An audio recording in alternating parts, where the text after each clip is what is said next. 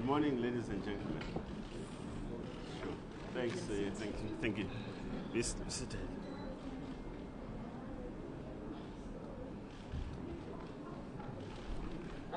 Good morning again. Sanmonani. Ninjani. My name is Musa. My name is Musa. So I have been asked to pretend to be a referee, even though I'm a player. For some, this is a day, I don't know why, that they wait for when you announce the statistics. The minister, the deputy minister, the national commissioner, and General Miguel are sitting here in the front. What we will do is that the minister will give an overview, and when he is finished with his overview, then the general will then go into the detail, and then we'll have that long session of question and answer. In fact, we'll try and make sure that this formal session is 10 minutes to account for the 2 hours for the other session. There are embassies from the provinces sitting on the right, the generals who are in charge of the provinces as well. If there's anyone I have not recognized, Mr. McBride, and all the other important people, good morning, and over to you, Minister.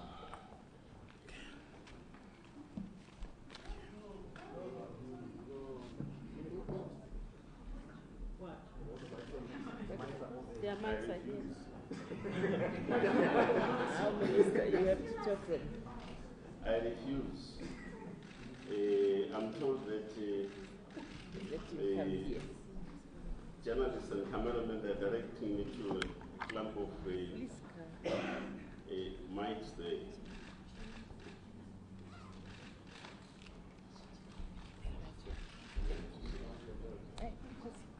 My bosses tell me that indeed I must say.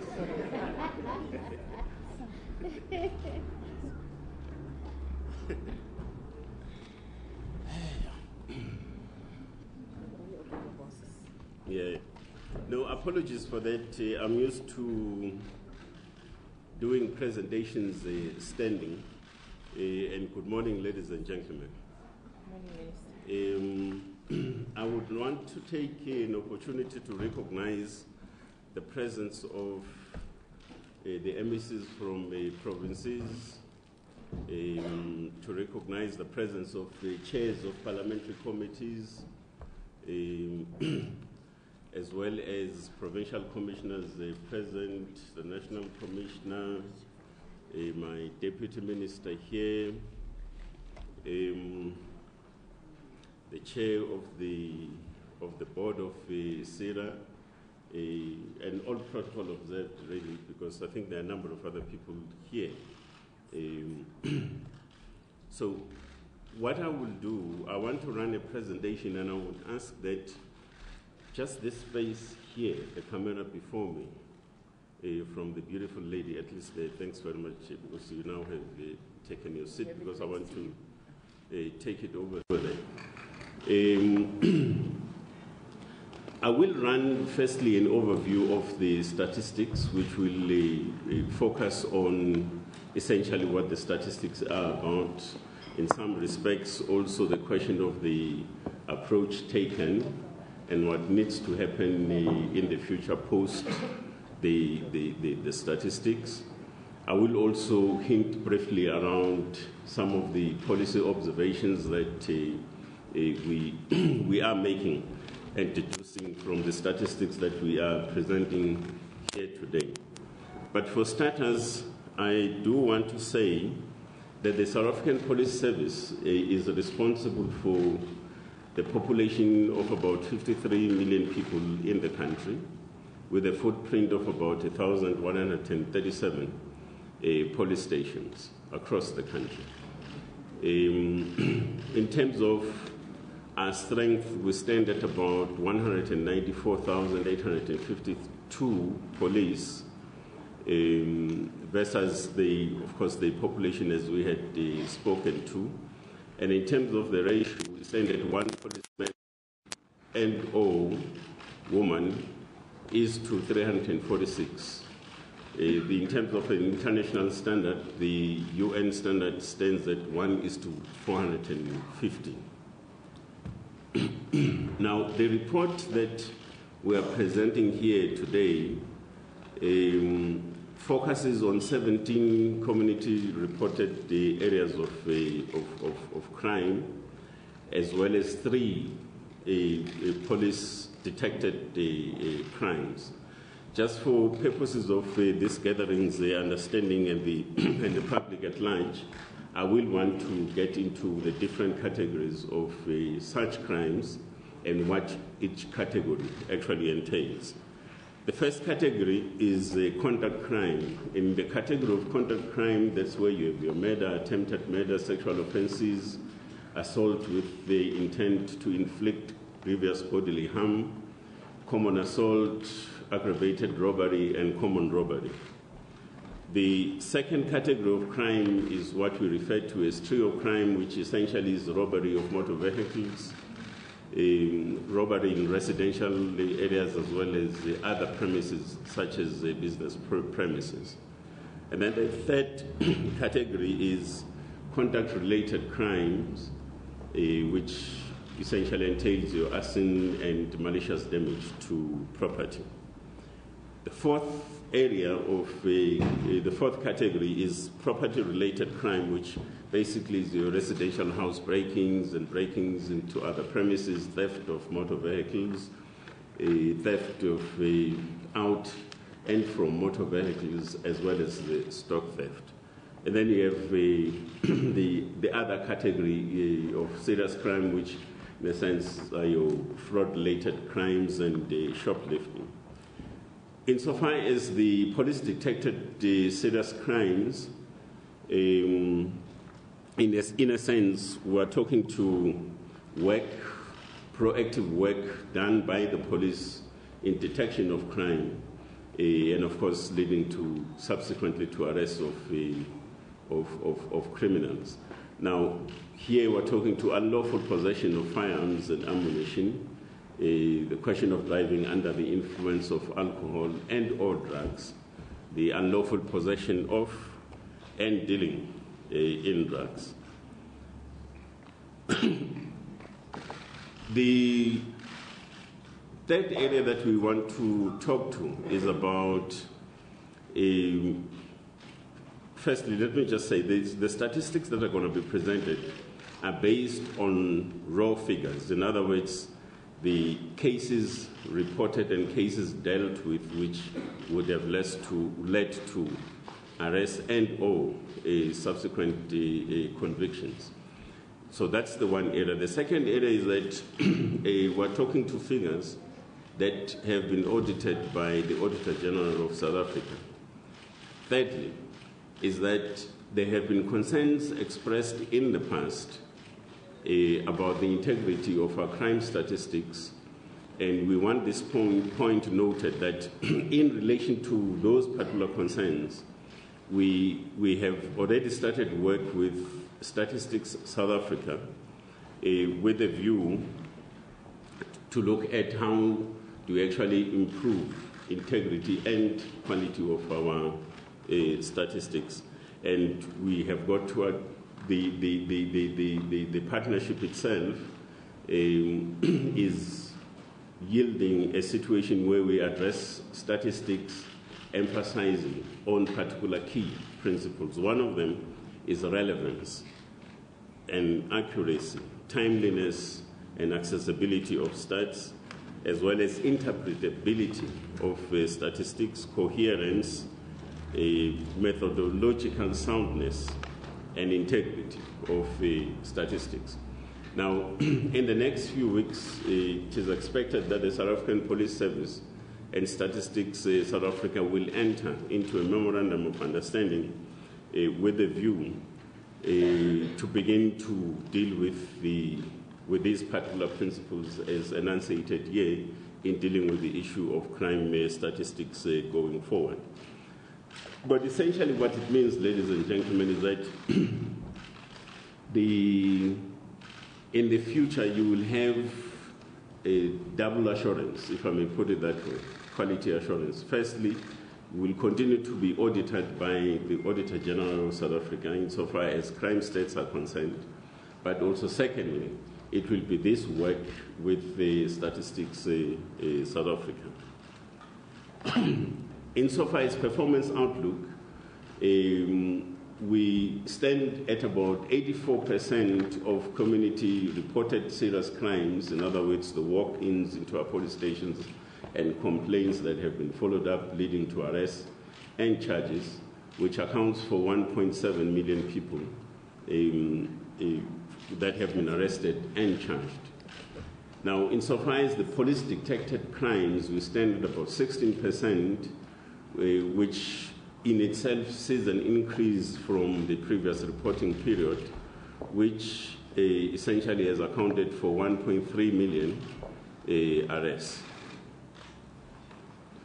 Now, the question, though, is what is it that is suggested by the statistics as they are presented?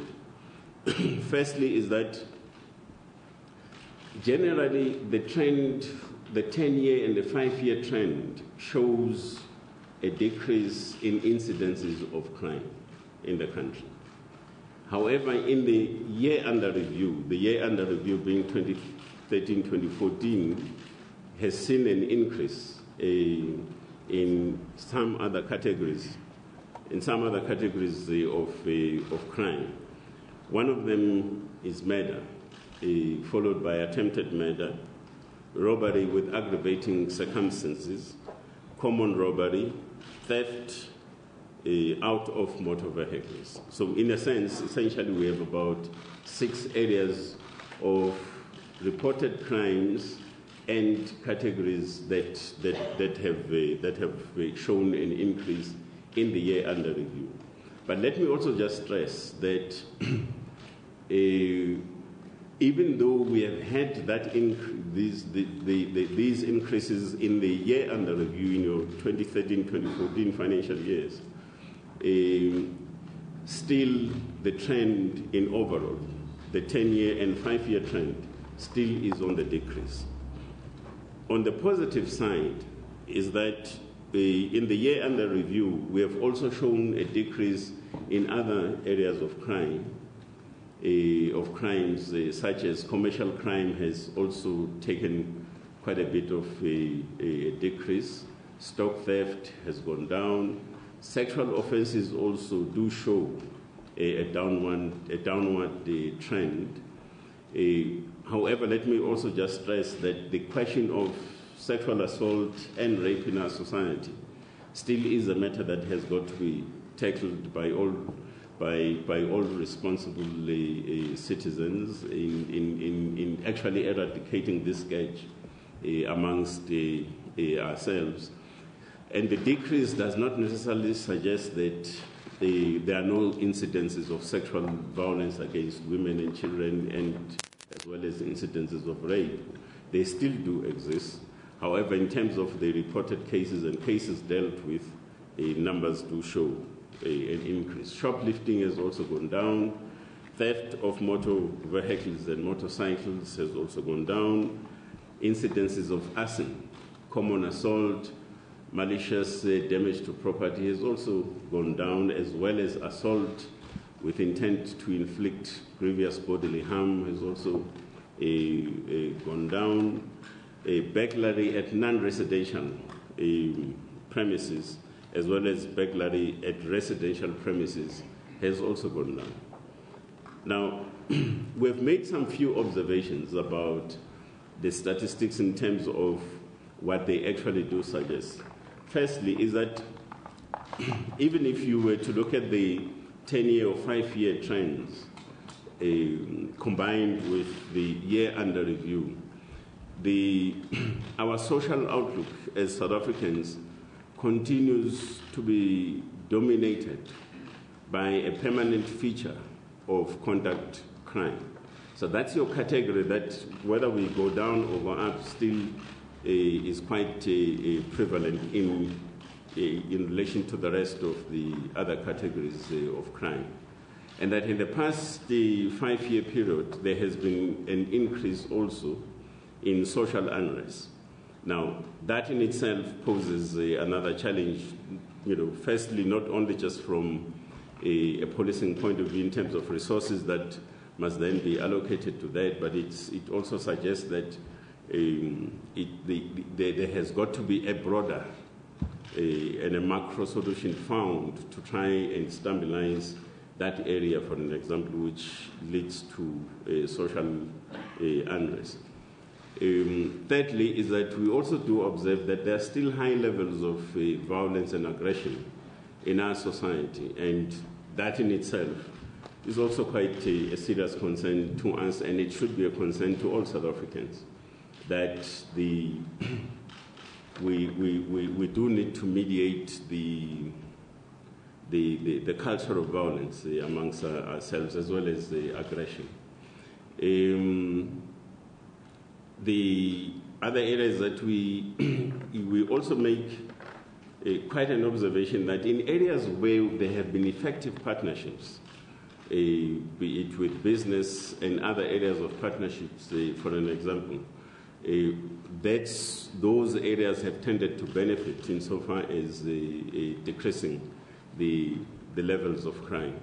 Now, also we do want to think that insofar as the issue of the decrease in incidences of sexual crimes, that is also attributable to a heightened level of social consciousness amongst the citizens.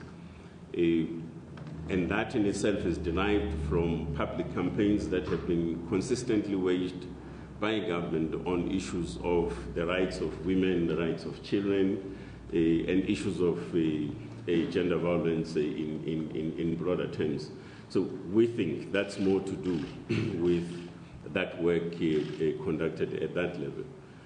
The fifth point is that, of course, socio-economic inequality continues to contribute to levels of crime in our society. The other point we would like to make is that the prevalence of drugs and alcohol abuse in our society is extremely concerning. In most of our communities these days, you tend to find more taverns than schools and churches combined. And that's quite a concerning kind of trend, because in areas, not that in areas, but also the question of drugs and alcohol abuse, they tend also to be a production point for criminal activity and so on. So these are areas that all of us as the South African citizens would also need to concern ourselves with. And that as the South African police will also continue to do the work that we have been doing, and will show also the statistics in terms of how we have fared insofar as the question of illicit drugs, and how we have tended to increase around the efforts that we have made in that regard, as well as foiling and closure on illegal liquor outlets, as well as the clandestine drug laboratories in the country. And that in the year under review, we have confiscated quite large quantities of drugs in the form of dagga, menrex, cocaine, tick, and liquor. And we'll continue to step up these particular efforts. And that moving forward, there is a need to begin a national kind of engagement or dialogue around the question of the specific features of our crime. And that such a dialogue has got to achieve a situation where we activate members of our society to be part of the fight against crime and corruption. But also, on the one hand, also is the need to regenerate our morality as society. we will definitely start working in that sort of direction ourselves as a South African Police Service to look at ways and means of how do we begin to have this discussion amongst ourselves, so members of the community in all sorts of forms and the manner in which they are structured, non-governmental organizations and other formations will also be invited to kind of engagement of that particular nature. Now, we will do so, amongst other things, precisely because we also do want to focus on 4 pillars of our strategic outlook. One of them is the need to continue to strengthen, to make a contribution towards strengthening the criminal justice system in the country. And that talks to the work that we need to do within the context of the criminal justice cluster as a whole in government. The second area is the area of professionalization that we need also to speak to. Now, amongst other things, is the question of improving our levels of service delivery at our service centers in the form of police stations. We are putting together a project which in the next month or so will also be launching a service delivery, a frontline service delivery improvement program with a view to also look at, amongst other things, what is the ideal outlook of a police station, for an example. Yourself as an individual member of our society, if you walk into a police station, what is it that you should actually ideally experience and be subjected to? So under professionalization, we'll also be looking into that. Demilitarization is also one important element, and demilitarization in this particular instance, we are referring to an approach to policing. That tends to be, more often than not, when we talk demilitarization, people think of ranks, and that, it means we're doing away with ranks and so on. The issue is we need to work on the state of mind insofar as issues of policing, as well as in particular a public order, an emphasis on issues of public order policing. The fourth pillar is the question of building safety using an integrated approach. And this is a pillar that wants to advocate and encourage active citizenry, for an example, around issues of policing and creation of a safe and secure environment in the country, so that all of us as South African citizens have got to make a contribution in reducing the levels of crime, but also fighting crime and corruption in our society. So thank you very much, ladies and gentlemen. So that's just generally the overview on that, and I would ask now the National Commissioner to zoom into the statistics and the actual figures in terms of the areas that have been highlighted in the overview. Thank you very much, National Commissioner.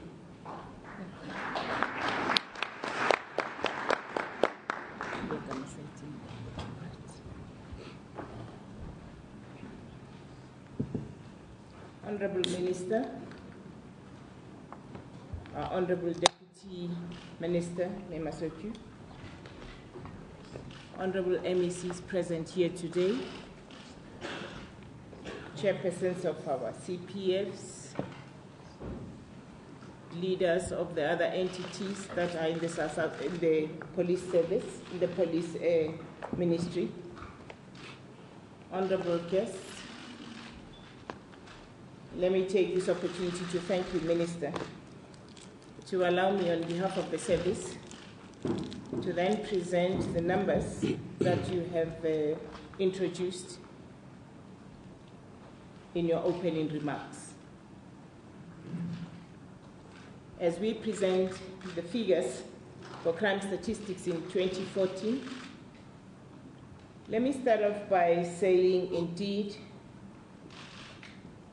we continue to see some decrease in the overall rate of crime. We have noted some increase in the detection of drugs.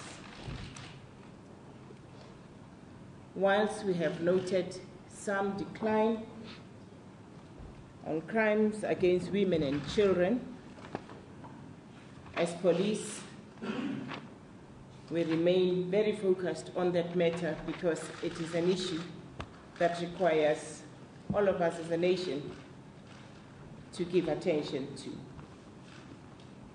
We gave this report against our concern about contact crimes that remain stubborn. And as you would know, those are crimes where police come after the fact.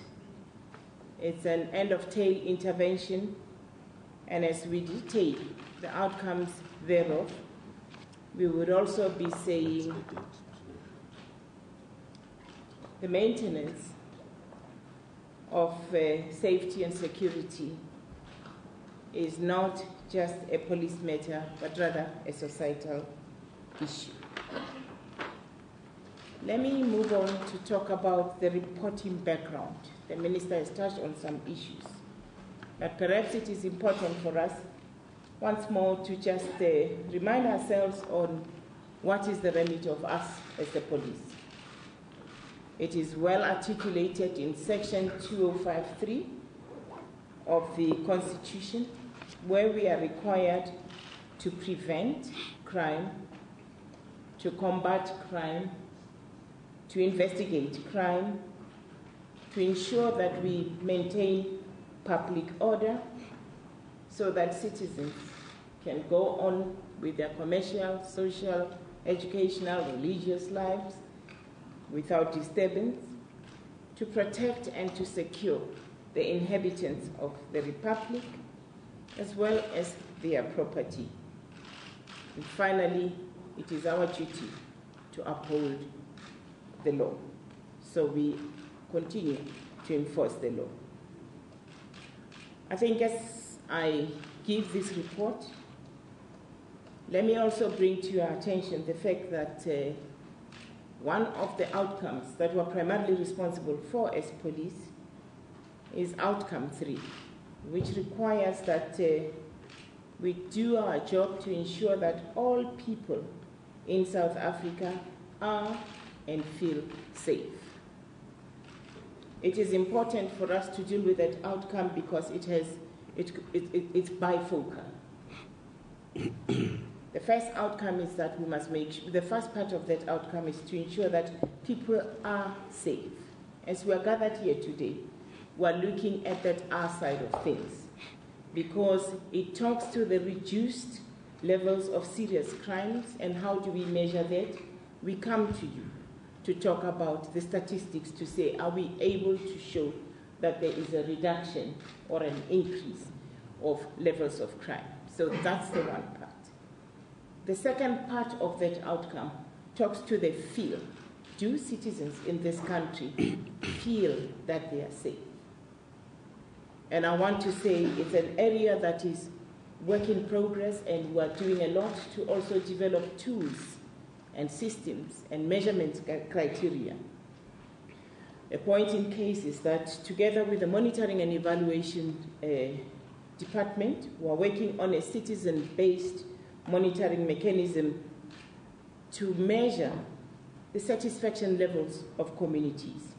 The pilot is quite advanced, and we are hoping that in future we would also be able to face the public and also give a report in terms of that. Secondly, as police in this area, we are conducting objective safety audits and customer satisfaction surveys. It is sitting in our medium-term strategic framework as in this 5th administration. That will be something that we will be advancing and we shall be reporting to the public. Thirdly, you would also know that Stats SA conduct victim of crime survey. And those surveys tell us how many people feel free to walk at night alone, or children feel free to play in the street. So we're developing a number of tools and streams to measure the field side of things. So today, as we are gathered here, we are giving you the R side of things, which talks to the statistics. I also, again, would want to say, why are we reporting in this fashion? In 2005, Cabinet took a decision on the release of national crime statistics that it shall be done on an annual basis. Finally, supporting what the Minister has already indicated about our work with Stats SA, we also established a task team to develop a crime statistics policy that is almost finalized, and in that we've done a number of things. Issues such as counting rules and refining some of the crime definitions. So that is the background that I thought I would share before we start. As I continue with my presentation, let me indicate that the Minister has, we will focus on actual crime figures as they are reported. You would know that in reporting crimes, you are having, if we had 20 murders this year, and next year we have 26 murders, the difference will be those are real reported crime figures. We also query our method differently by bringing in ratios. In terms of ratios, it's for comparative purposes, so that we are able to compare country to country, province to province, area to area. In that regard, we take the same crime reported figures and compute them per 100,000 citizens of a country. What you will have on your memory stick as you live here, you will have the raw figures, that which was used to call, is called the raw figures, the actual reported crimes, as well as the computed ratios. They will also be there on our website for you to be able to compare the report that we have given you. Let me also talk to you about the issue of how we are reporting this crime. The Minister has touched on that, but for purposes of walking with me through this presentation, I shall again just touch on that. We are adopting a longitudinal approach because, as you would know, crime is a social phenomenon. And it is therefore important for us to show longitudinally how it is performing. We also, however, even if we say that, recognize the fact that it also impacts on, the economy of the country and all those type of issues. And it is for that reason that I would like you to work with me when we deal with this presentation, because we look at the 10-year range. We then look at how this particular area had performed in 5 years, and then we look into the in-year. So when you see the graphs, you'll see 3 areas that tells you about the 10 years, 5 years, as well as the in-year that we're looking into. If you look at the presentation that I'm giving you, we are talking about 5 crime categories. The contact crimes, which have a number of subcategories in them, and those subcategories would include the contact crimes, would be murder, attempted murder, sexual offenses, assault GBH, common assault, robbery aggravating, and common robbery. So when I introduce contact crime, I will then go into those subcategories to indicate to all of you how each of those subcategories have performed.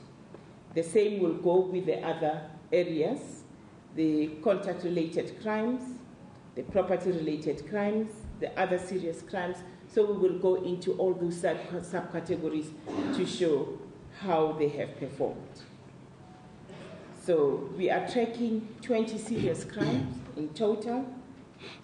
As you would note on slide 4, the 20 crimes are categorized in this fashion. There are 17 what we call community-reported crimes. These are crimes where members of the community walk into the station to report a particular crime. The balance of the 20, which is 3, those are crimes that are detected by the police. They go and hold a roadblock, or they go and search a cordon and search, and out of that, they identify particular crimes. So the journey I shall be walking you through would be dealing with all those 20 serious crimes in accordance with those that are reported by the community, as well as those that are tracked by the police. The Minister has already alluded to the fact that the community-reported crimes, people walking into the station, account for, this year as we report, 84.1% of the volume of crimes that we're dealing with, and the ones that are detected by the police account for 15.9%. The Minister has also alluded to a few key points there. On to that one in terms of the population figure that we are using, that is determined by Stats SA. To be precise, the population figure that we use is 52,981,991. So when you compute and look at our figures and interpret them, we would be using that population figure. And the Minister has alluded to our personnel strength outside the vacancies and the ratio that we're having, the cars that we're using. And in terms of the police stations, I just want to add to that we also have 186 satellites. We have 5 rapid rail police units, 52 contact points, as well as 14 mobiles. We will be growing our mobiles as we continue to want to increase access to the rural communities. Let me talk a little bit about this domino effect, the need for peaceful surroundings to avoid escalation of crimes. In particular, when you start talking about contact crimes that I've said is a concern for us. If you look at that domino effect, it is important to realize that society plays a very critical role, because the police come right at the tip of that diagram that you are seeing there. Police come when a murder has happened. Right at the beginning, there would be a common assault that is ignored, that is not reported. And a common assault of yesterday becomes an assault GBH of tomorrow. And these are the type of crimes that happened in confined spaces, people who know each other, people who normally, are together, people who are in houses. An assault GBH of yesterday turns into an attempted murder because that person is now beaten to a pulp, half dead in hospital. Tomorrow, that turns into murder. It shows that if as a society we do certain things, we could actually also contribute towards the reduction of the escalation of the crimes that we are seeing. Let me then turn to our overall performance of serious crime over the 10-year period. I'll just do 2 or 3 slides to deal with the overall performance of the 17 serious crimes over the past 10 years. If you look at the slide that you have up there, in terms of contact crimes, and you read it, the rates shows you that over that period, there has been some increase in a particular area. And if you look at that, overall, as the Minister has said, over this period, one is able to see that, in general, there is a reduction, a continued reduction of crimes in the country. But let's go to each of those categories. If you take contact crimes, in this current year, it is showing an increase of 0.9%. 0.5%.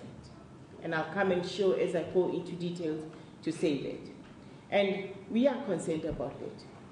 It is one of these difficult and stubborn areas. And as I've said, it is the type of crimes that take place behind closed doors. It is the type of crimes that police come when they have already occurred. It is taking place roughly and mostly between people who know each other. What are we going to do? We as police shall continue to ensure that we increase our visibility, particularly in social spaces where you would see much later when I show you a concentration of Shibins, for instance, in Mangaung, one of the cities, to say we need to increase our visibility around those to ensure that as those people, find themselves working at night in difficult circumstances, how could we be of help?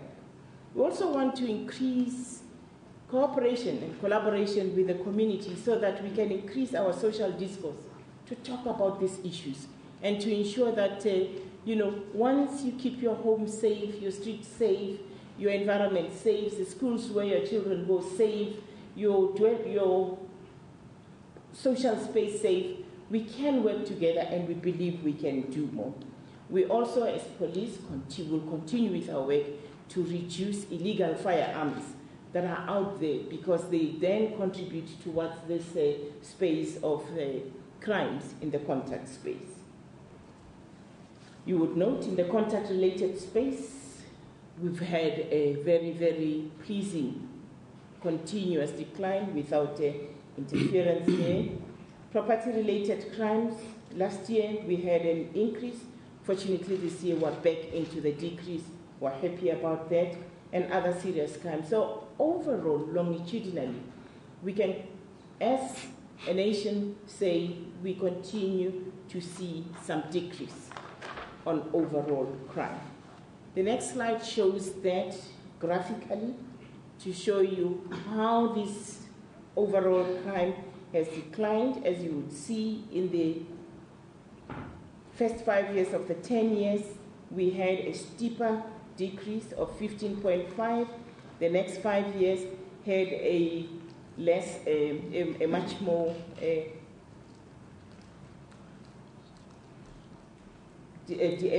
reduction of about 4.3% as opposed to the steeper one at the beginning.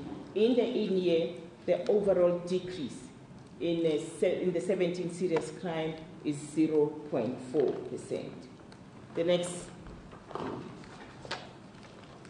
The next slide that you will see there then takes us to the overall performance of all these 17 crimes. You would note that of the 17, as the Minister has said, there are 6 that are showing an increase. And there are 11 that are showing a decrease. What I would like you to also take note of is the legend that we've put there. Where you are having a solid red without a yellow star, it shows that that type of crime has been on the increase for some time. It is not starting this current year.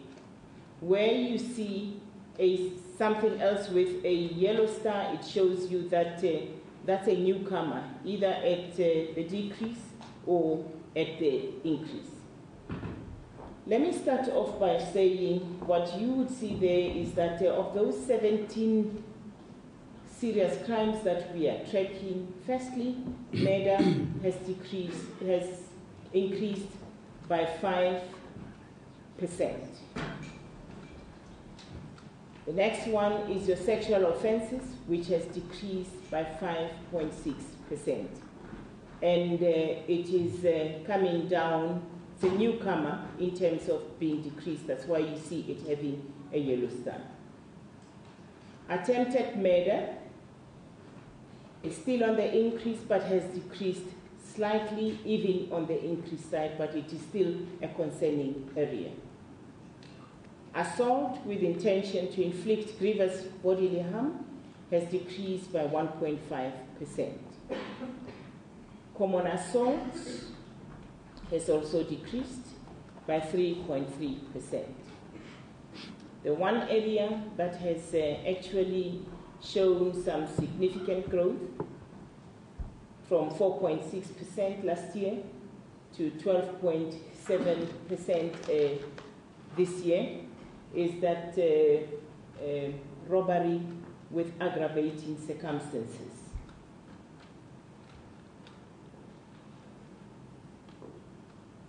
Common robbery has gone up by 0.6%. Arson has gone down, we are happy. Malicious damage to property has for the first time raised its head as a decrease. Burglary at non-residential areas has also shown some decrease, as you can see, 0.04%.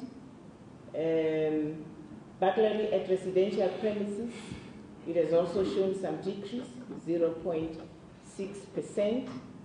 Theft of motor vehicles and motorcycles has also shown some decrease of 2.6%. And theft out of or from motor vehicle has gone up. Stock theft has gone down by 6.2%. All theft not mentioned elsewhere has gone up by 1.6%. Commercial crimes have done very well. They've gone down by 13.6%. And shoplifting has gone down. So overall, out of the 17 serious crimes, 6 are showing an increase and 11 have shown a decrease. The map that you see there then goes into the 17 serious crime for the reported period, showing that by province. As you would note, there are 4 provinces that have contributed more significantly towards the increases that we've seen. We see Limpopo, we see Gauteng, we see Northern Cape, we see Western Cape. Now, let us then journey through the various subcategories. I shall start with the contact crimes. Contact crimes overall, as we've indicated, there has been an overall increase of 0.5% in the current year. In terms of how the province is fared, we note that Gauteng, Northern Cape, Western Cape, and Eastern Cape were not experiencing decreases. The other provinces, 5 of them, have had decreases. Now I go to the subcategories. Murder, as a subcategory of contact crimes, did show an increase. And we're very concerned about that, because if you look at that, we're talking at, there's about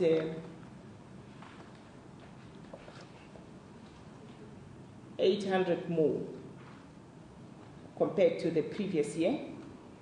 So we are concerned about murder, and we are saying murder requires also that society works very closely with us to assist us to achieve this reduction. So the next one, if you look at the provinces that have experienced a reduction, it's KZN, Free State, Mpumalanga, and Northwest. The others did not have a reduction in this space. They contributed towards the increase that we had seen in this area. The other area, subcategory of contact crimes, is attempted murder. Equally in that space, you would note that last year we had an average reduction of, on the past 3 years, we had an average reduction of 0.3. In this current year, we have a 4.6 increase. In the previous year, if we look at that one, the attempted murder, it was a little bit higher than that, so we've had a slight decrease, but it's still on the negative. The provinces, as you would see on that map, Limpopo, Gauteng, Northern Cape, Western Cape, Eastern Cape, almost all of them, it is Free State that seem to have notched a decrease in terms of attempted murder. The other category under contact crimes is assault with intent to grievous bodily harm. In this current year, we have seen a decrease of 1.5%. The map that follows shows you how the provinces have fared, and I'm sure when you have time, you'll be able to analyze that further. Then we have common assault as part of contact crime also. We are happy that in that space, even though it's contact crime, one of the stubborn areas, we also notched a 3.3% decrease. The next map that follows just shows the provinces that they have come in. Western Cape did not manage to get a decrease. Most of the provinces had managed to achieve some decrease. On the issue of sexual crimes,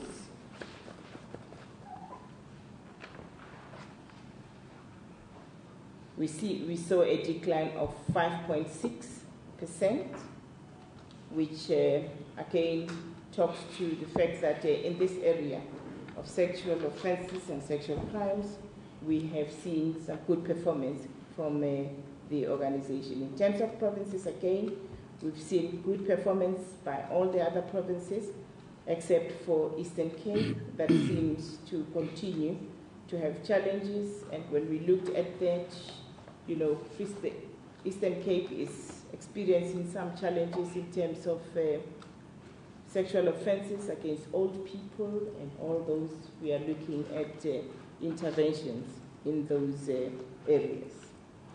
Rape has come down by 6.3%. We are not going to rest. We shall continue putting a lot of effort in that area, and we believe that a lot of the work that is being done for awareness in the media, some of the policies that the government has adopted, dedication of some of the departments have assisted us in really assisting to ensure that those type of crimes continue to come down. In terms of the provinces, again, I think the Eastern Cape did not fare so well in terms of that area. The other provinces had notched some decreases.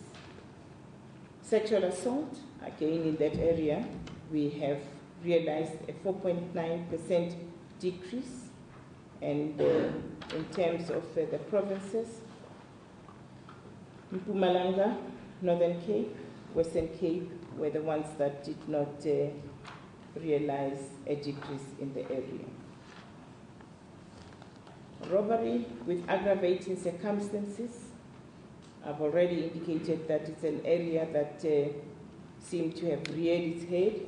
We had a 12.7% increase in that area, and it is an area where we will keenly focus upon, and I'm sure with these aggravating circumstances, you can also be sure that it does touch on, could be contributing to some of the murders that we see going up. In terms of provinces, again, you would note that most of the provinces did not quite achieve, but for Free State, that has managed to bring this matter down. Bank robberies, I think it's an area that, again, we have been progressively making significant declines. In the previous year, we've moved from 7 bank robberies to 21 bank robberies, with Gauteng contributing most of those. And in this area, really, one would raise a concern around issues related to what we are observing as trends in terms of collusion between workers, between the security companies that are involved, as well as some of our police in this area. But we're truly grateful for the partnerships that we're having with organizations such as SABC, the BAC, the Consumer Goods Council, because through those partnerships we are able to put our heads together to come up with solutions that assist us really to deal with some of these issues. As we report, I'm happy that when I looked at yesterday, the arrest that we made in Klerksdorp, the bank robbery that we foiled, you can see that our intelligence-led policing is starting to be very helpful, and some of these partnerships are assisting. You'd see there, most of you would be writing a headline to say 200% increase in bank robberies. If you look at the provinces, Gauteng had 1 the previous year, the other year. In this period of reporting, they had 11, and it would be noted as 1,000% increase. But I think it's important to just recognize that it's a low base matter, and this is why we find ourselves where we are. In Eastern Cape, they moved from 1 to 5, but we really believe that through these partnerships that I've mentioned and the work that we are doing and our intelligence work, we can again continue to tame that type of robbery. Robbery of cash in transit, 2013-14, we can say we've stabilized. We didn't see an increase in that space.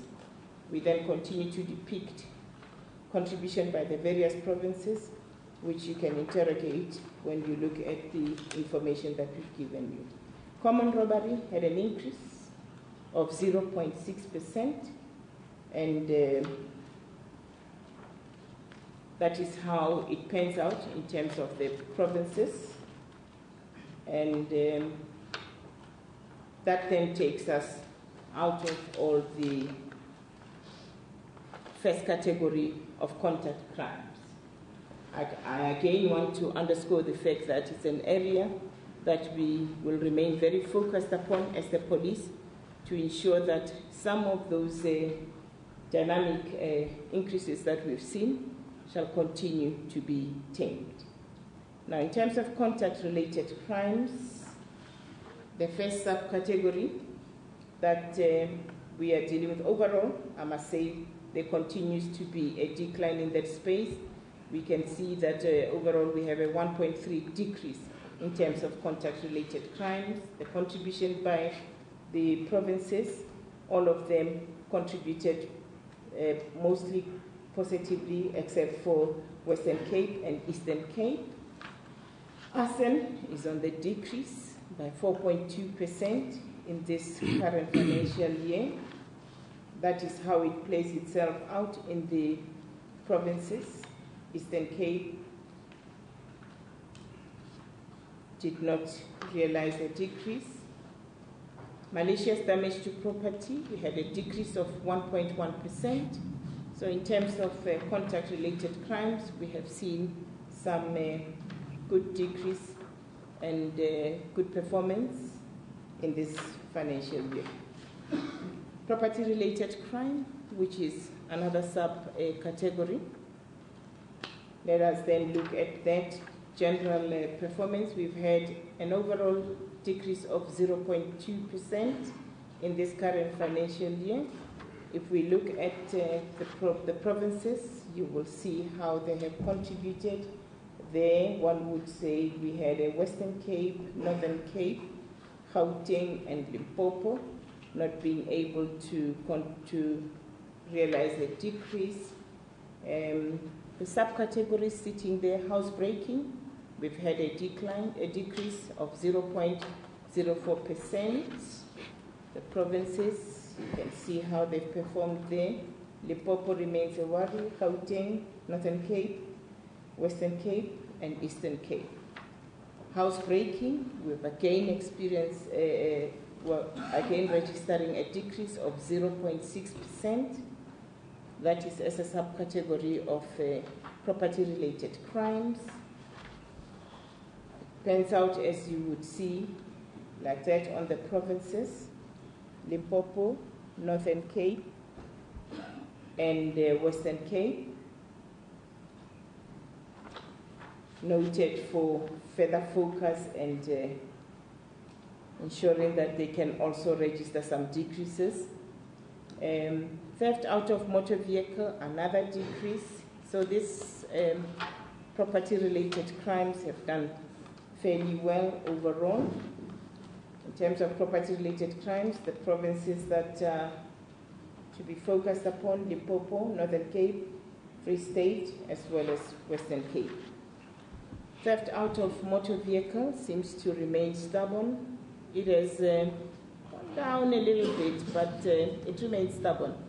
Because if you look at where it was the previous year, it was at 7.0, the increase, but now it's at slightly decreased to about 3%.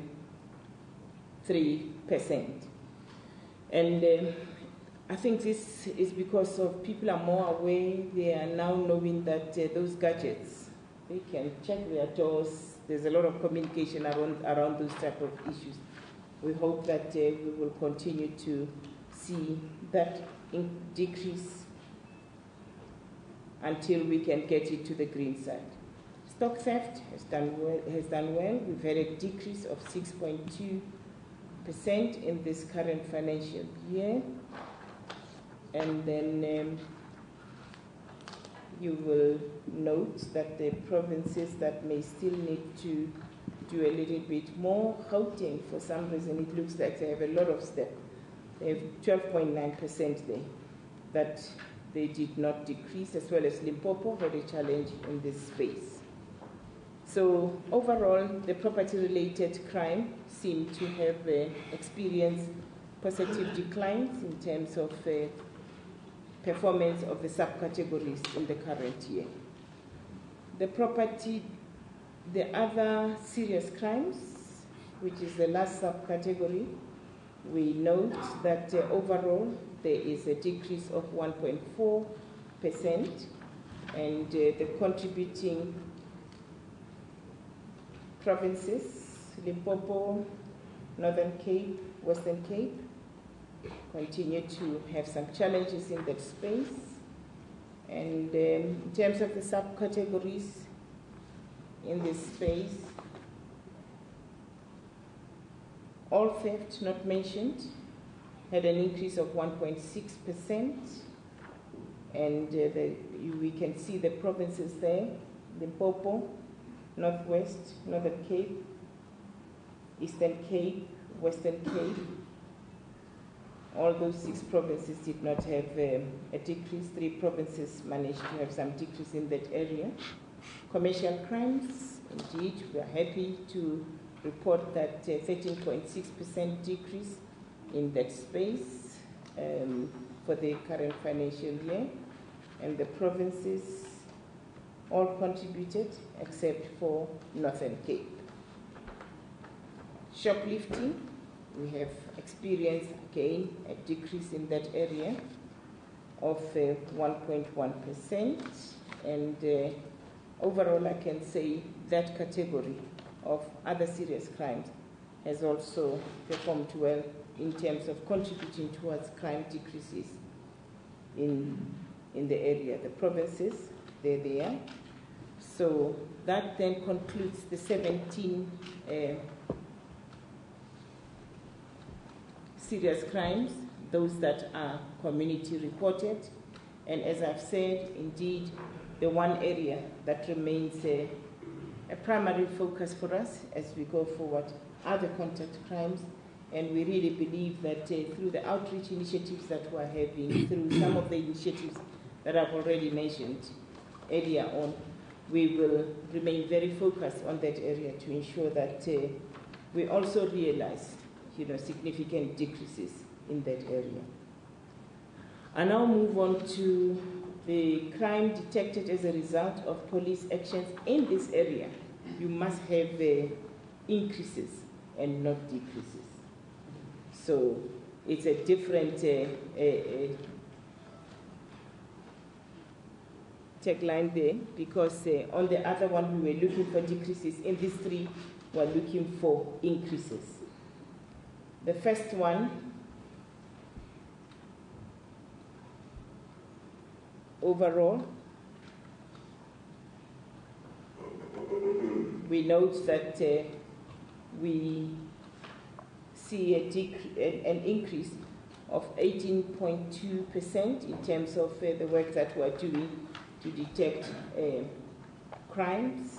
We look at the provinces, all of them seem to have had a positive contribution towards the overall trend line in that area.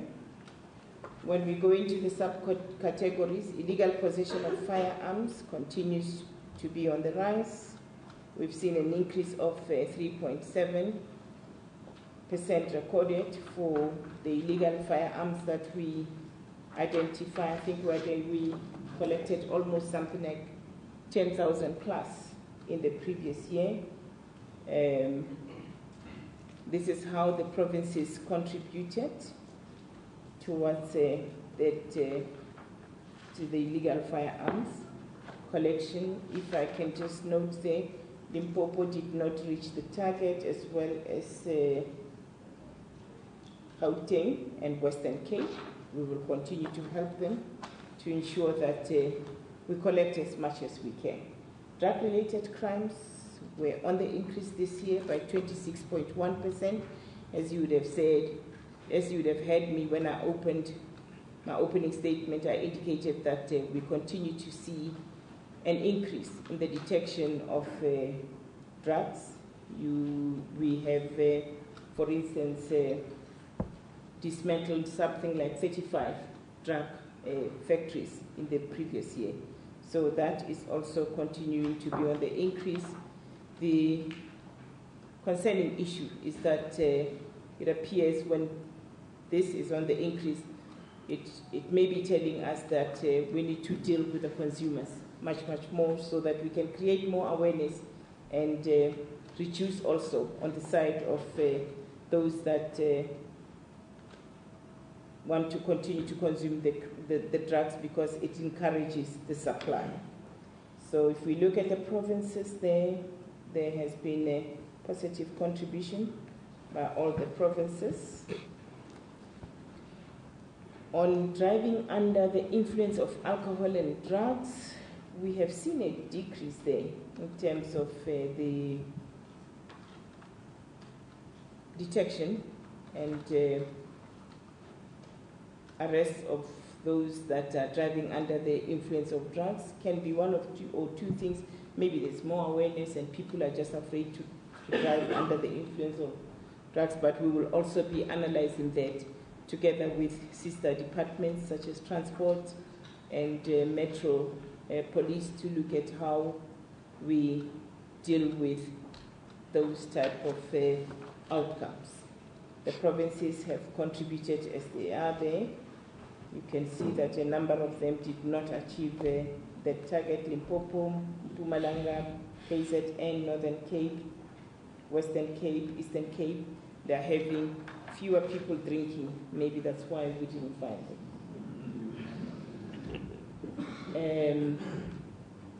I then move on to the next category that deals with our management of public order policing. For the current year, you would note that we have policed 11,601 peaceful protests. We have had 1,907 unrest-laden community protests. But what is clearly observable, as the Minister has said, is that there seemed to be an increase in this protests, be they peaceful and be they whatever, because if you look at the peaceful ones in that other year, they were 10,517. In this year under review, there are 11,601. The unrest ones were 1,882. In this current year, there are 1,907. But we continue in terms of our community outreach to engage and to capacitate our public order policing so that people can exercise their constitutional right, but do it in a peaceful and non-violent manner. This is how the province has contributed. You can see that Gauteng had the most, followed by Eastern Cape, then came Western Cape and Mpumalanga in terms of contribution to those public order unrest. KZN has also been mentioned. Trio crimes, those are the crimes that are already reported upon, but they are packaged differently because Cabinet was very keen to just know how these ones are doing. So I'm sure you'll be able to note it there. In terms of trio crimes, they remain very stubborn. We've already reported on them. You would note that overall, they continue to increase. They increased overall by 10.8% during this current year. And the provinces that are contributing, you can see that only Mpumalanga and Free State managed to have a decrease. All the other provinces had an increase in that regard. The subcategories of those trio crimes, carjacking, we had a 12.3% increase there. The next one is truck hijacking. There was a 5.1% increase there. The other one is robbery at other premises. There was a 13.7% increase there.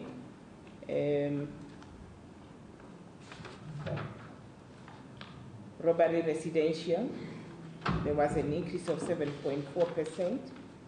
So the trio crimes, if you leave them out, again you see the very same picture that we had communicated before.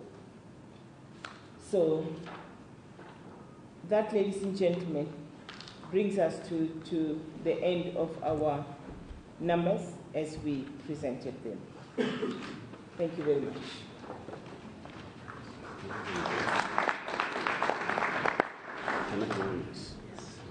Thank you.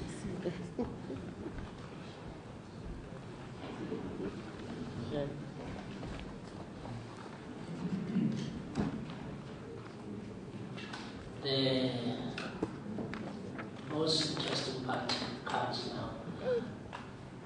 May I please humbly ask you to, when we get to the actual questions, to identify yourself, ask a question. There are too many people here. Well, not too many. There are a lot of people. But ask your question so that we give somebody else a chance. There is no point in asking the same question that somebody else has asked. I know sometimes it's quite tempting because it's already in your mind. The minister just stepped out for a few minutes, so I'm not sure if you ask them, if your hand is up, I hope that's a question for the National Commissioner. I will start down this row. 1, 2, 3, 4. Smilane and whoever is sitting next to you. I'll take those 4 as a first batch. Next.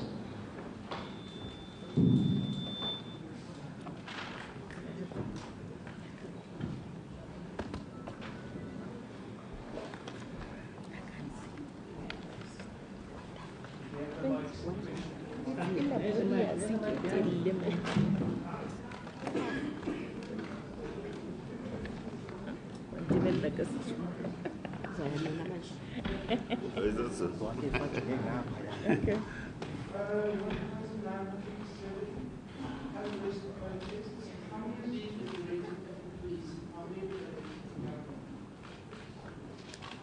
Can you repeat your question? Who can ask the question and I didn't want to? Can you repeat They your must question? give them roving mics and please pitch them up, please. Sound. That's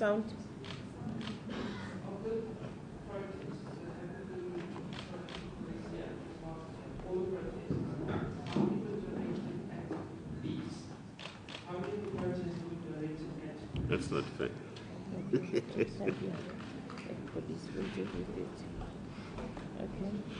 From the Melancholy Commissioner, you seem to be convinced that the decrease in total sexual offences is due to the work of government and the police, despite the fact that we know this is a category of crime highly dependent on reporting, and the reporting is highly dependent on faith in the police and the attitudes of members in front of the office. Do you have additional data information which makes you convinced that this is due to good work, and if so, will you share that with us?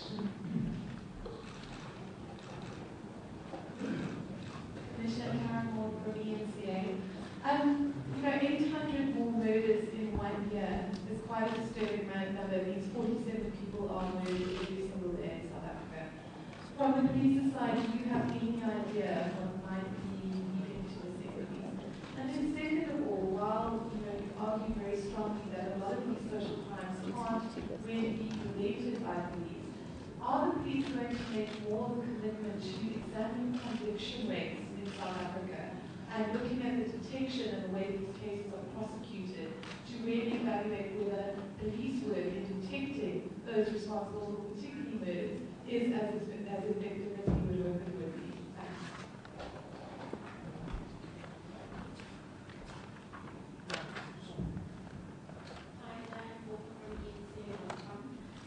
Just to follow up on the issue of these sexual offences, a lot of other crimes are categorized as sexual offences. A lot of detail on like what is prostitution or pornography-related arrest. Is there any explanation of why that gives sort of more of a breakdown on that, so it can be more clear, where the actual sort of increases and decreases are within the subcategories in sexual offences?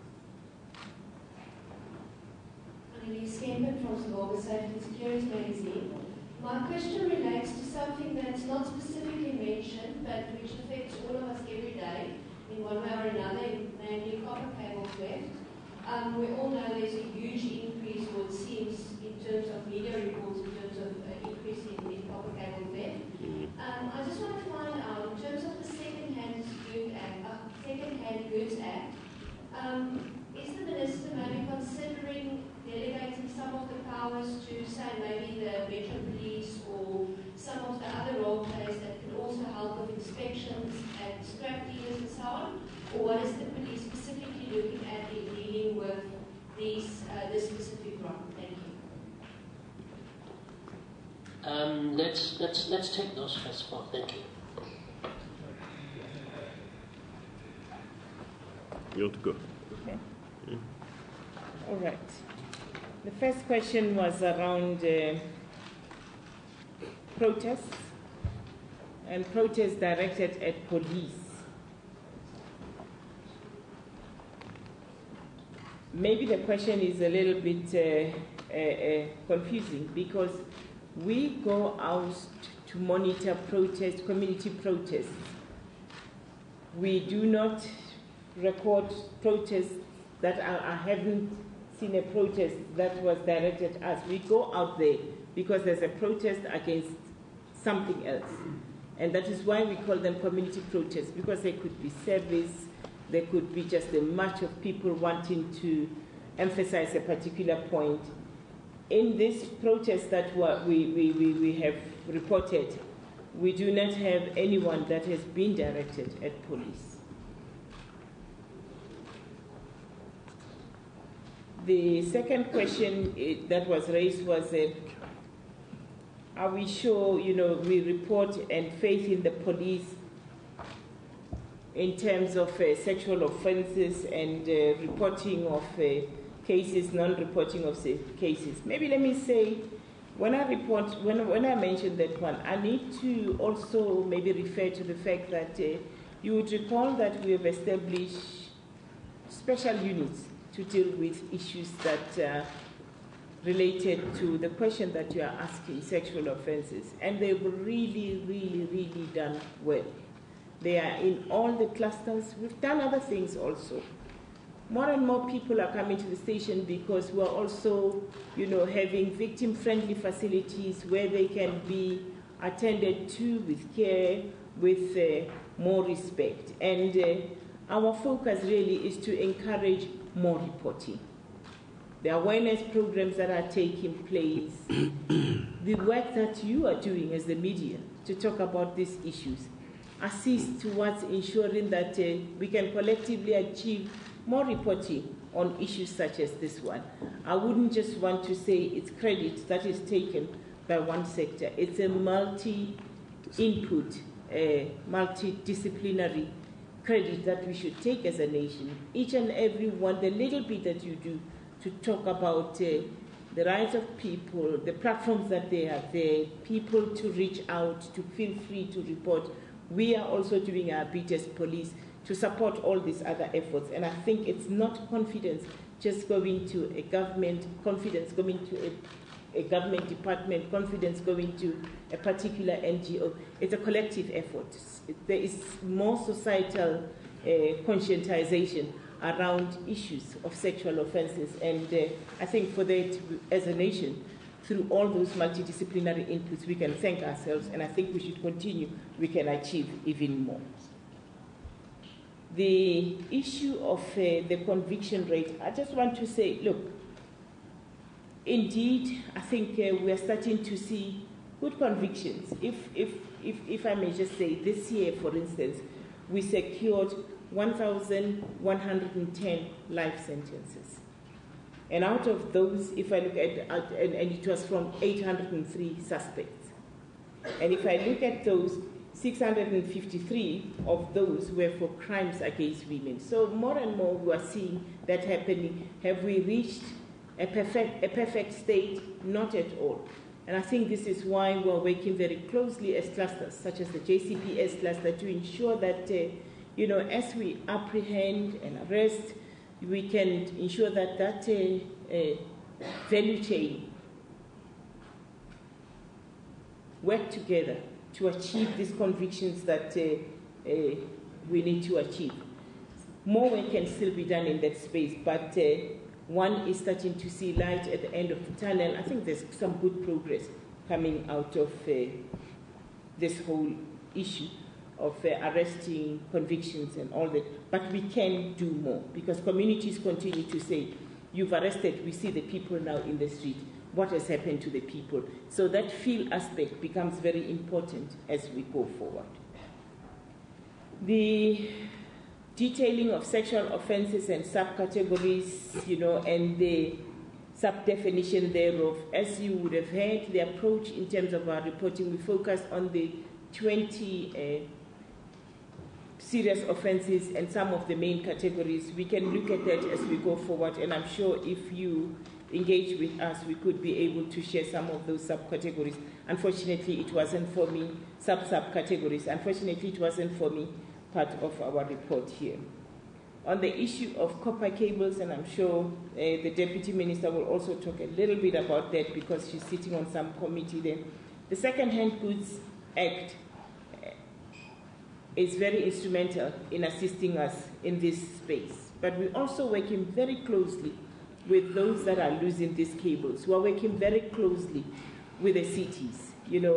I can tell you, for example, that people like Eskom, they were saying they are able to identify their own copper cable because they have marked it in a particular fashion. And the criminals are ahead of us because what they do, they burn it. And it loses its identity and mark. So what we need to look into is how best we can further enhance this act to ensure that those that sell second-hand goods, such as copper cables, could be able to declare and show us the source. Where did they buy it? When it goes to any ship, where does it come from? So we need to look at some of those issues. It's an area that we're working very closely on. DM, I don't know if you would want to comment also on the second one. I didn't hear actually the question with regard to the copper cable theft, but I will say what I know, because I was out when the question was asked. But as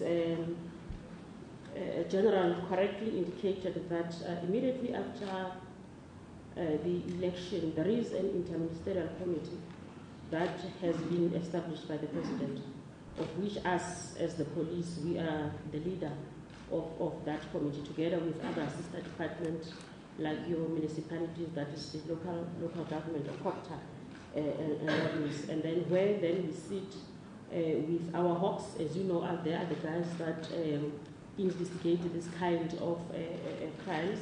And the committee has brought along all the stakeholders, General, from all 9 provinces, and some of our investigators from another element. But as for now, there is nothing that we can say that what the committee is going to do. But it is an international crime, the copper cable theft. It's not a small thing, it's a big thing. Thanks.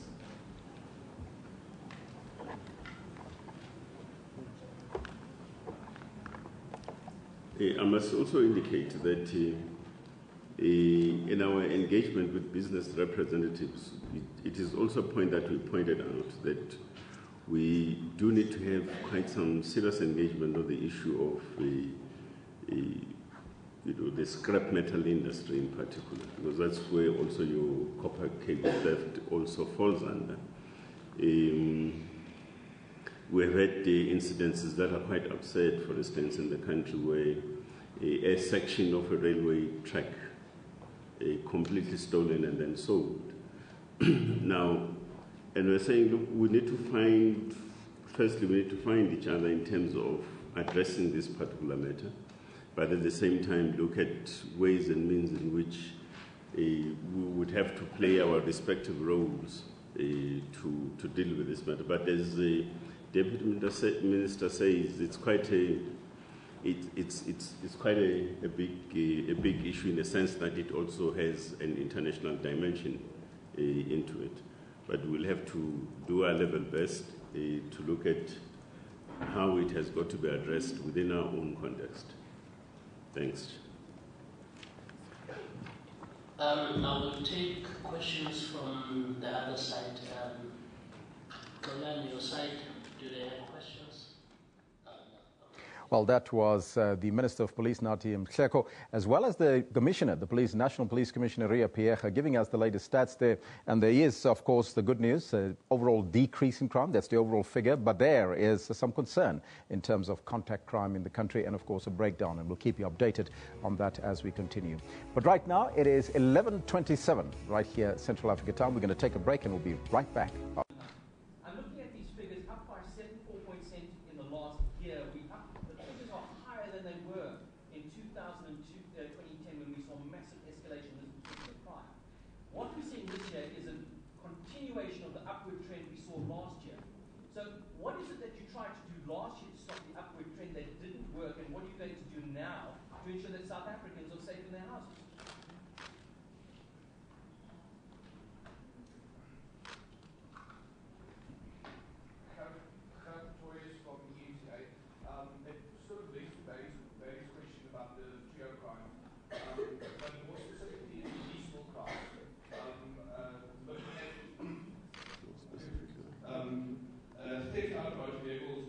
Robberies, hijackings, it really is all issues specifically with regards to intelligence. By the police's own account, intelligence has gone down by 30 to 60%. So what are the police actually going to do about this as an issue? And how big is that policing issue together with crime intelligence and actually these people type of things to get it out? Commissioner of the Field newspaper, bats are being targeted, especially in Gauteng. what's the reason for this, and what role does syndicates play in this? Thank you. What is that question? Banks. Banks. Targeted and potent role of syndicates. Michelle.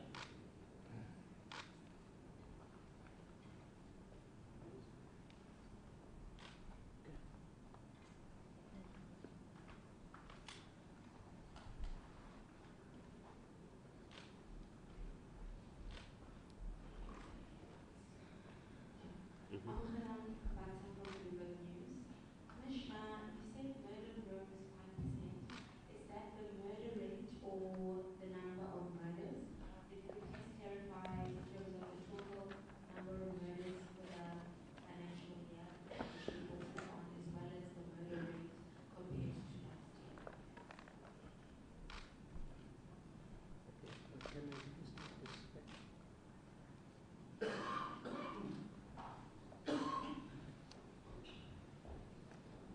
Okay. Let me start at the back. The murder rate for last year. Remember I said our focus is on actual reported crimes. In the previous reporting period, we had 16,259 murders. The current one is 17,068.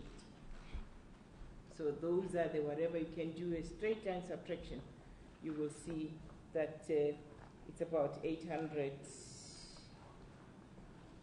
and I think a smallish digit there. So if you can do that straight line subtraction. So it's like the previous year was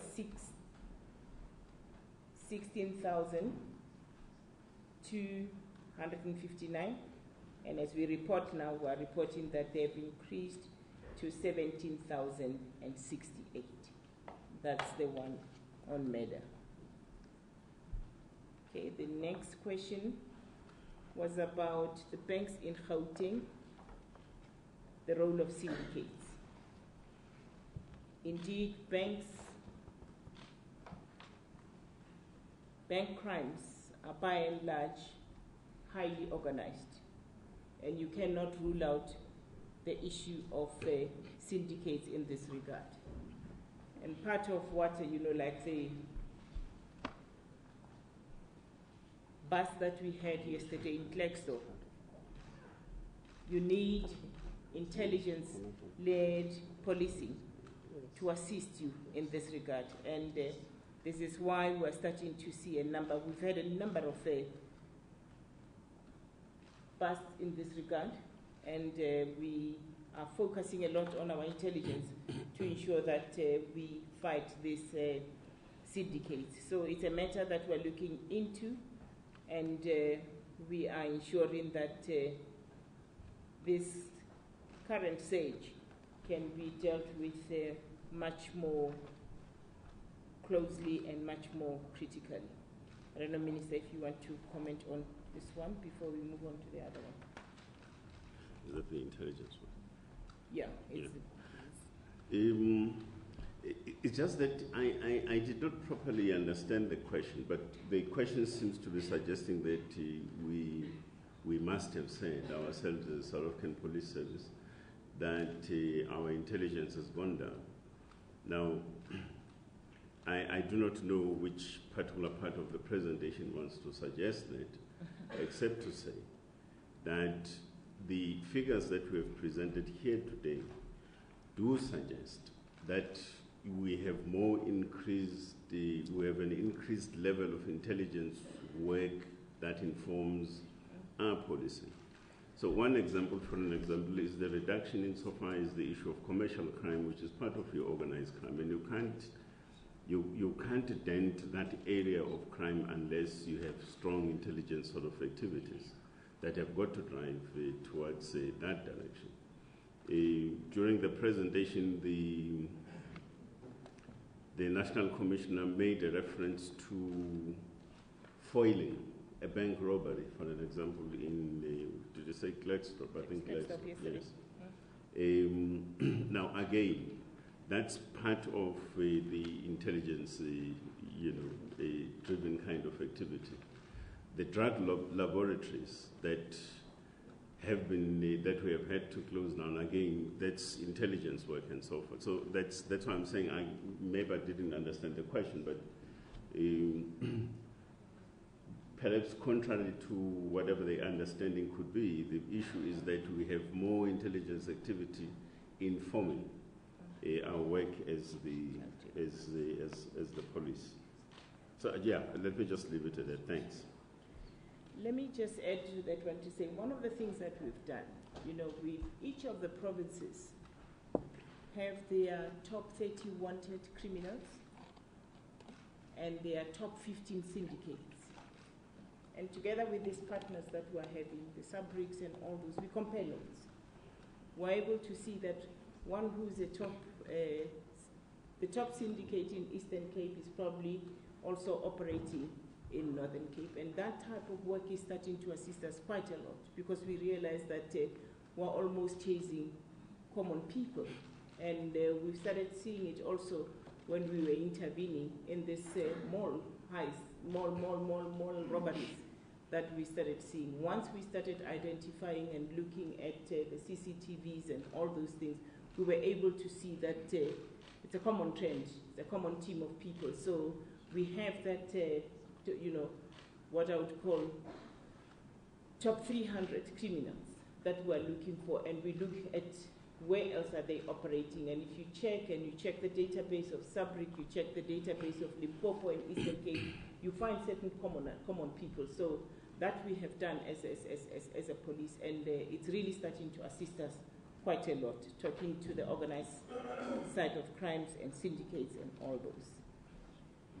The issue of theft out of motor vehicle that you raised as part of the issue, it has started going down. But remember that also, these thefts are taking place also in the malls, where we are having security. Remember, as police, we don't actually do inner perimeter policing. So that is where we need to work very closely with mall owners.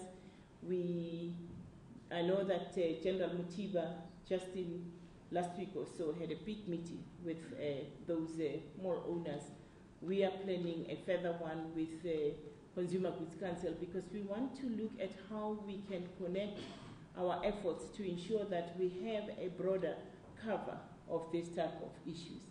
And we're glad that we're seeing, even though it's still looking red, there is a slight decrease in terms of that one, which means citizens are also more aware of responding to some of these gadgets that are all over the place where you think you've locked your car and people can get it opened.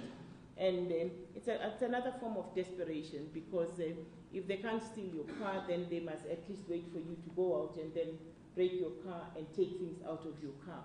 Because now the nature of alarms that we're putting in, that's why we're starting to see a decrease in terms of cars being stolen and now people targeting what is inside the car when a person is not there. So those type of processes are also requiring that be vigilant as a car owner, also care where you put your car. Let's work closely with those that are running the businesses of parking these cars in the malls and elsewhere so that we can reduce this type of crime. The police will also increase their visibility. We will work with the municipalities.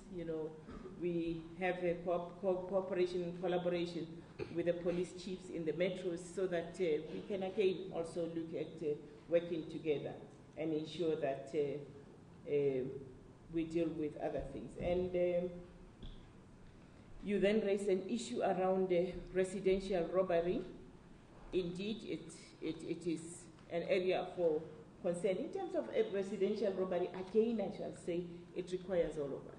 You need a safe home, a safe street. You must ensure that your house is also secured because police cannot be in each and every house. Police can be in the street to ensure that there's visibility, but we would rely quite a lot on the house owner to ensure that I always say the house is the first police station you get in any society. You want to worry that your gates are locked. You want to worry that your children are sleeping safely. You want to worry that your cars are locked, your garages are locked. You want to worry when you finish, looking at the safety of your house, that you have a safe street where your children can play in the street without being whatever. So you want to know your neighbors. You want to know what's happening. So there is quite a lot that we need to do together, particularly around issues of residential robbery, knowing whatever, and the work that is being done by communities to have community watch and all those things, street watches, that is very helpful. Because, and patrols. It helps a lot because then we can work together as a nation to combat some of these crimes. We can reduce some of these crimes, but we can never say we can get rid of them at 0 point. But it is when we work together to ensure that we don't get this, having a free for all with this type of crimes and all of us being uncomfortable. So the police, together with the community and all these initiatives, are very helpful to actually deal with this type of things. Collaboration is the rule of the day, and ensuring that we can connect our energies to cover the ground. Okay. And some of the initiatives, we're just launching a conference that is going to take place, the Crime Line 1, the Crime Stoppers, whistleblowing as communities to say what is happening around you. We know the people that are not supposed to be there. Tell us that there are strangers that are here that we don't understand, so that we can work together and come and arrest them. So it's cooperation all the way and collaboration. Thank you. I think we're all exhausted now. The minister thinks we are all exhausted now. I don't see hands. There is a hand. Shall we make this the last sound? Oh yeah, that side as well. Okay, we'll come to you. We'll start down this road, and to the back and to that side as well. Thank you. I know that my question relates to vehicle hijacking and truck hijacking. I know that there's excellent work that's being done with regard to vehicle crime and role plays like the South African Insurance Crime Bureau and so on. Yes. But with the big increase in hijacking of vehicles and truck hijacking and the sad cases that we see with the little children, I know it's not in this report, like Tigran Morris and so on, are there other interventions that the police is maybe looking or is looking into a way to address these crimes?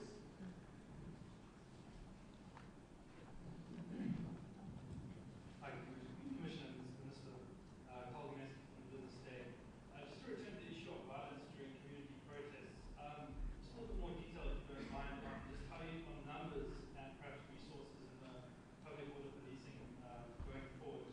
And the second part of that question, there were two other large operations this year, the elections and also the platinum sector strike, which saw quite a lot of energy and resources going into policing large areas and rapid deployment of resources. Any details of what this practice taught you about how this unit is going to operate within the police? You must just repeat his question. Apologies, Program Director. Could I get, I think both the first question, I had the first question, but the second question I couldn't get it. Let him start the first one. Please. Maybe starting with the first, if you don't mind, please. Yes, two-part question. The first part, the resources and numbers in the public order policing unit going forward. Second part, large operations such as the elections, election violence hotspots, and also the platinum sector strike, crime intelligence, public order policing, various other departments, even private security working together. Just what has this kind of taught you about the issue of community violence, the juvenile sporadic, quickly can we converge and fix that? Okay. Genevieve Nkosinathi Nhleko,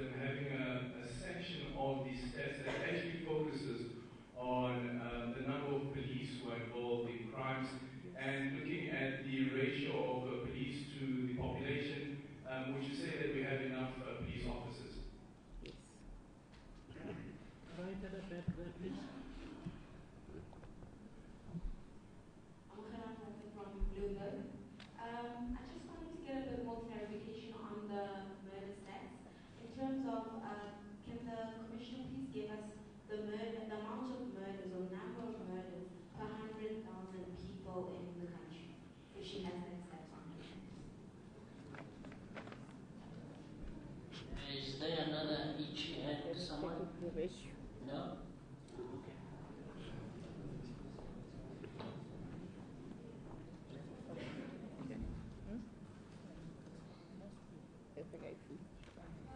Let me just start. Okay. Oh, so. Regarding the increase in drug-related crime, is there all a concern from the police about an increase in drugs coming into the country? I'm looking at the figures, the majority of the cases are in the Western Cape. We've seen a lot of gang violence, and also in KZN and Gauteng. Notably, both KZN and Western Cape have large ports. Gauteng has South Africa's biggest airport. So, is there any concern about the actual entry of drugs into the country? Okay. All right.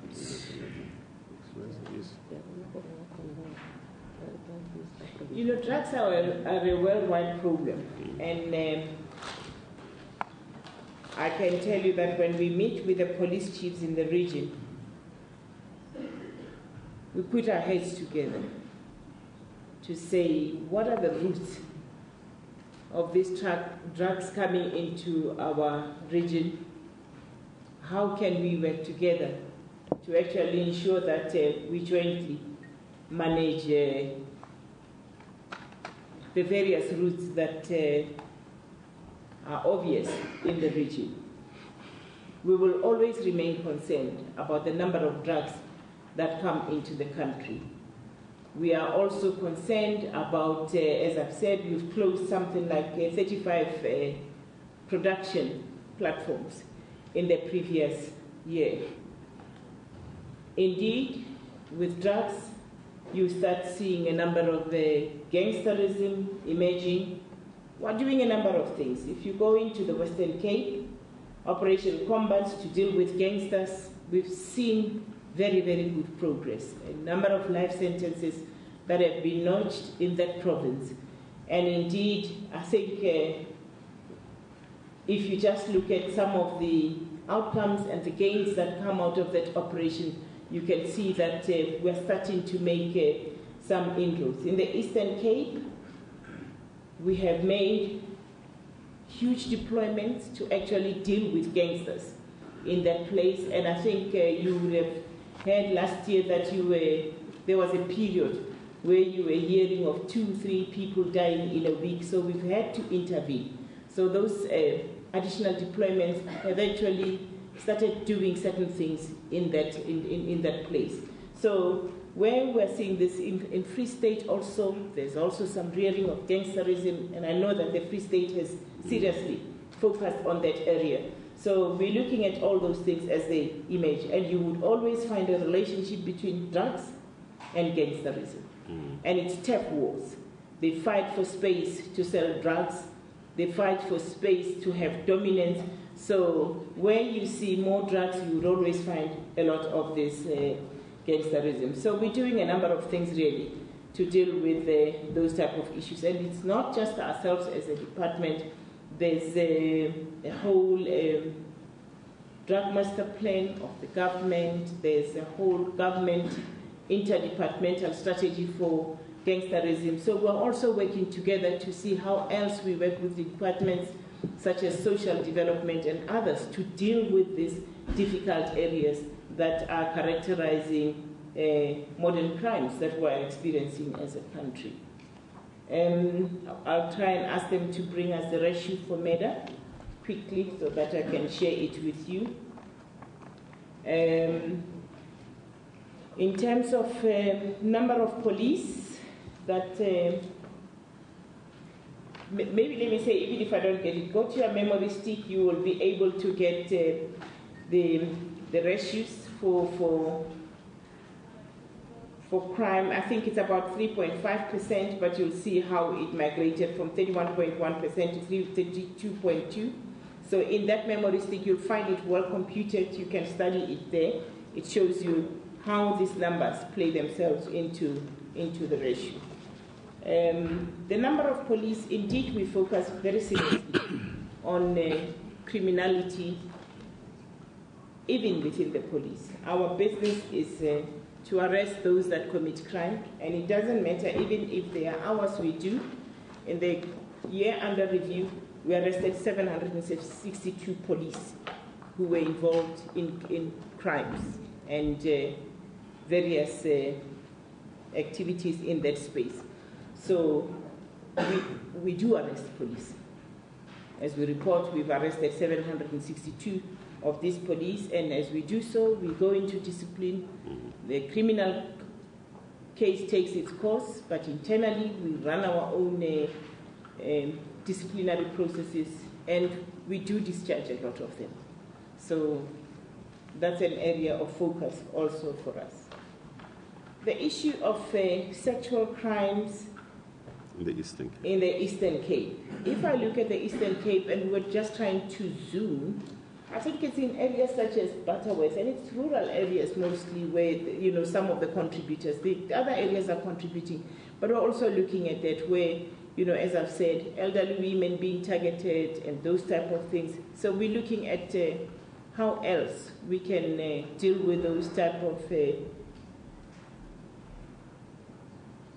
growth in the various forms of rape. We're very concerned, and we do believe that some of it is drug-related, because you wonder where a phenomenon like this obviates, where young people are going to rape old people.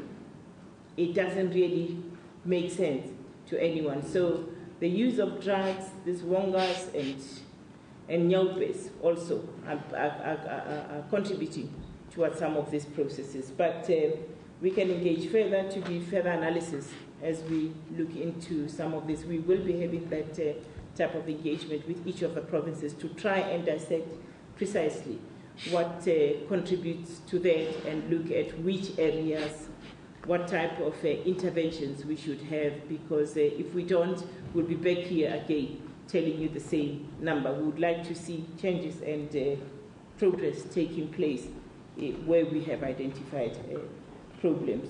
The issue of confidence in reporting, I would like to believe that we're starting to see a lot of confidence. If I say to you that just on the issue of sexual offenses against women and children, last year, as we were saying, we managed to achieve more than 600 life sentences. It tells you a story. To say people come forward, they walk the journey of the courts, and were able to convict people and take them away.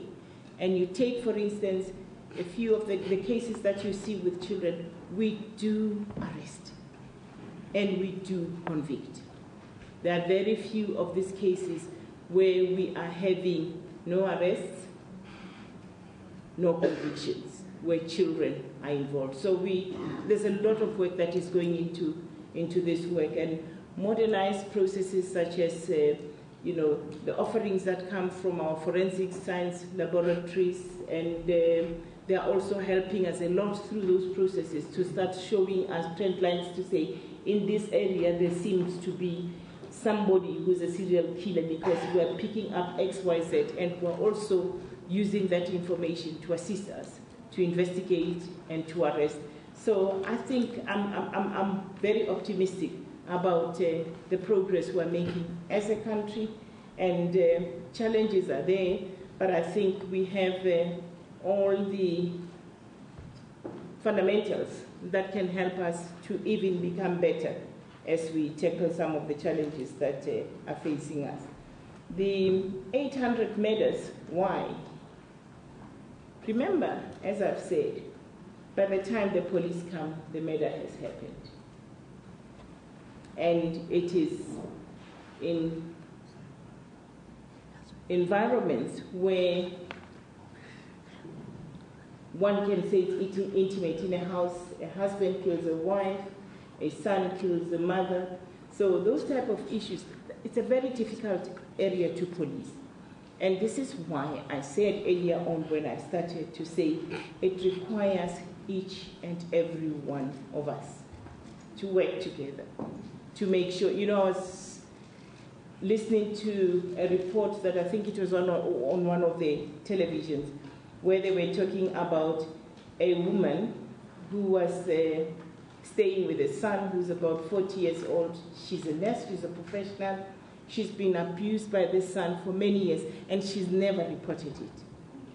And this son ultimately steps her 40 times. It tells a story to say, had she reported, and the neighbors are saying, we used to hear her screaming, but we thought it is a son and a mother. So it's those type of issues. By the time we come, this woman is dead. But if this woman understands that the police are there to help, and they can reach out to the station, and we can intervene much earlier to ensure that she's protected together with the courts can do certain things to protect. So we really need help in this area. We showed a slide somewhere else where we were showing a very serious concentration of shebeens in one of the cities. And you can see that, as the minister is saying, you have more shebeens than you have schools. You have shebeens that are in front of schools. Those type of issues are not policing matters, but we can work together as a nation to ensure that bylaws are enforced, those shebeens operate during the times that they're supposed to operate, and they don't operate 24/7, and every other person is inconvenienced. When you wake up in the morning, the car that you parked in front of the house is broken into because we don't enforce certain things. So we have to work together, all of us, with the Metro Police, with society, so that we can deal with some of these crimes that are a product of the social conditions that we find ourselves in. We need lighting in the streets so that the opportunistic killer doesn't brutalize a woman who's walking in darkness to a station. If we have high mass lines, people can walk. Those that leave early for work are not afraid to be mugged and killed before they get there. So we need to work together. Policing is not the panacea of everything. Policing is there to work with all other efforts to ensure that we can tame some of the social ills that we find ourselves in. I think we've done. Yes. The last word, Minister. Thank you very much. Firstly, thanks very much for the questions and the contributions made, and I think they will also essentially assist us in refining and shaping our way forward from this point on as the South African Police Service. Now, there are issues that I would just need to comment on. The National Commissioner has given statistics about the question of police criminality, what has happened in that front and so forth, but I think that question was also backed up by do members of the South African citizenry have confidence in the South African police? Now, the statistics themselves that we're presenting represent 84%. So that in itself essentially is an indicator of this level of interaction between members of the community and ourselves as the South African Police Service. However, having said so, ourselves as the police service, we still have got a lot of work to do in improving relations between ourselves and members of the South African citizenry, including issues of image and all other negatives about ourselves. So much as South Africans have confidence in the South African Police Service, but ourselves also there's this work that we actually do need to undertake. I think there is what I would call a forever kind of question that has always arisen. Do we have enough policemen and women? But I think the question would be, how do you measure enough, for an example?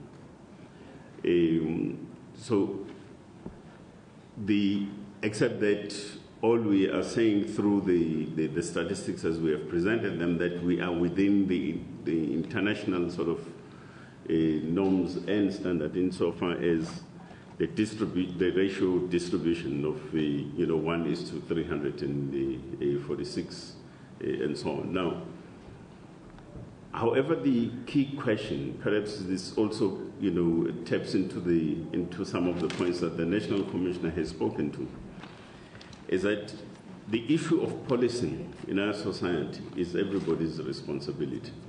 And therefore, we need to activate ourselves at various levels of our communities, for an example, to deal with these particular matters. Communities such as communities that you find in Alexandra, for an example, they have established a community policing forum there, but out of which they also do patrols together, working with us as the South African Police Service and so forth. And I think there's quite a lot more that we can learn from communities such as those. The question of whether or not are we concerned about drug-related crimes, indeed we are. Indeed we are, and of course we will continue to make the interventions as we have done in the past in terms of dealing with the infiltration of the drug trade into South Africa. But I think it is a question that is just simply broader than just drugs. In fact, it's the prevalence of drugs in our society is meant to disable the development of this society, essentially because it targets young people, by and large and so on. So it is something that all of us have got to take it up upon ourselves to look at how do we put together combined efforts to fight against drugs and drug-related crimes. The question at the back was about the issue of violence during protest action. You remember that we also said in the beginning that we will want to have a dialogue with South Africans on such questions. That question, including many others. Why is it that when you're pursuing what is legitimately is your right, either to services or any other right and so forth, but why is it that you think that you can achieve that right by beating up somebody else? By burning a library or by damaging any other form of property, for an example. Why is it that we tend to think that you can validate your demand by destruction? So in a sense, those are some of the matters that require our society to have a thoroughgoing kind of interaction and engagement. The statistics have shown that over the 5-year period, what is the rate insofar as the issue of social and or public unrest related incidences that we've had to manage, but they've also shown some numbers that are not so much in terms of the issue of some of them having turned violent. And I think related to this very same question, there's a question of our capacity in terms of the public order policing. We stand at about 5,000 thus far, insofar as the public order policing unit. And of course, in the next 3-4 years, we are looking at doubling up that number. But besides the question of the warm bodies and the numbers that we want to add, to pull into the public order policing unit, for an example, there's also the issue of capacitating the public order unit in terms of equipment and other skills, of course, related to the issue of public order, policing and public order management. So thank you very much, Program Director. I will give now the National Commissioner to close, but before I do, I've been told that for the media, the eating part will be if you turn left. Is that left? You go out and turn right. You go out and turn right, and you on your left. National Commissioner. Okay. Maybe just to say, as we close, remember, as we report to you, in this period we have arrested 1.7 million criminals as the police. And out of those, 5,106 were arrested by the Hawks. But the police overall has arrested 1.7 million criminals in the efforts that we've been trying to explain in percentages and all. And let me also say to you, we have confiscated almost 1.8 billion liters of alcohol in the year that we were reporting. And I'm mentioning that because alcohol plays a very critical role in the crimes that are being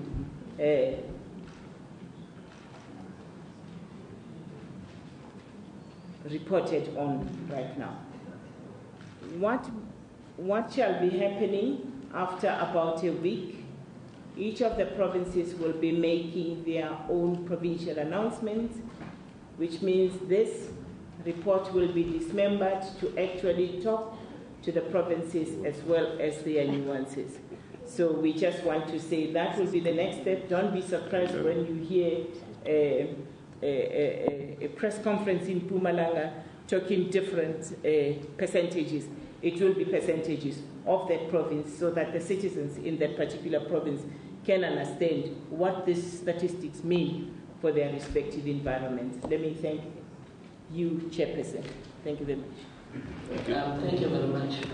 The MECs, provincial commissioners, could they also go across from this door to have their snacks and refreshments and other important people?